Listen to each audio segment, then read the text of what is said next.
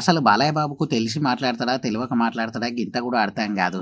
నిజంగా ఆయనకి ఏం మాట్లాడాలనో, ఎట్లా మాట్లాడాలనో గింత సోయి లేకుండానే మాట్లాడతాడు అని చెప్పైతే మళ్ళోసారి నిరూపించుకున్నాడు.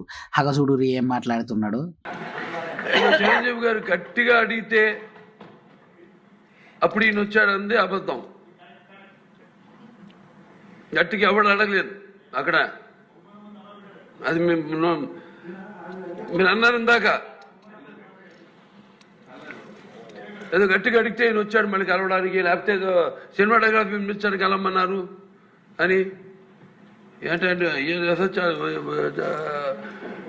అడినా అండి అవి మిగతాన్ని ఓకే, అవమానించడం ఆయన ఓకే. ఏదో ఆయన పెద్ద గట్టిగా చెప్తే ఆయన దిగి వచ్చాడంట కలవడానికి, లేకపోతే సినిమాటోగ్రఫీ మినిస్టర్ కలవమన్నాడంట. మనం కూడా నాకు ఇన్విటేషన్ వచ్చింది ఇక్కడ ఫిల్మ్ డెవలప్మెంట్ ఒక లిస్ట్ తయారు చేయమని.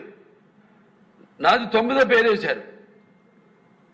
అది ఎవరో ఈయన నేను అడిగాను కూడా, దుర్గేష్ గారిని కూడా అడిగాను, గౌరవ సినిమాటోగ్రఫీ మంత్రి కూడా అడిగాను నేను, ఎవడో అడిగేసిందని. This is what the respect a human being, even be opposition or us. 9వ పేరు వేశారు. ఇదే అదేదో గట్టిగా ఎవడు అడిగాడు, గట్టిగా అడిగితే పంపించారు లోపలికి, వచ్చాడు ఈడు కలవడానికి. చిరంజీవి కంట గట్టిగా చెప్తేనే చక్కగా చిరంజీవి గారు పోయాంట. ఇక జగన్ అన్నతోటి కూర్చొని అట్లా ఇట్లా అని అన్నీ మాట్లాడిండంట.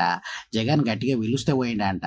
కానీ ఏకంగా చిరంజీవి గారే చెప్పిర్రు, బాలయ్య బాబు నన్ను ఎవరు గట్టిగా విలువలేరు, భోజనానికి పిలిచిండు, పిలిచిన తర్వాత సినిమా ఇండస్ట్రీ అంతా మంచిగుందా లేదా, ఏమన్నా సవలతులు చక్కగా లేవా అని అన్నీ అరుచుకున్నాడు. అందరితో ఒకసారి మీటింగ్ పెట్టుకుందాము, మీరు చెప్తే డేట్ ఇస్తే నేను తీసుకొస్తా అని చెప్పినట్టుగానే చేసినా, అంతే తప్ప అంతకుమించి ఇంకేం లేదు అని చెప్పి చిరంజీవే చెప్పిండు.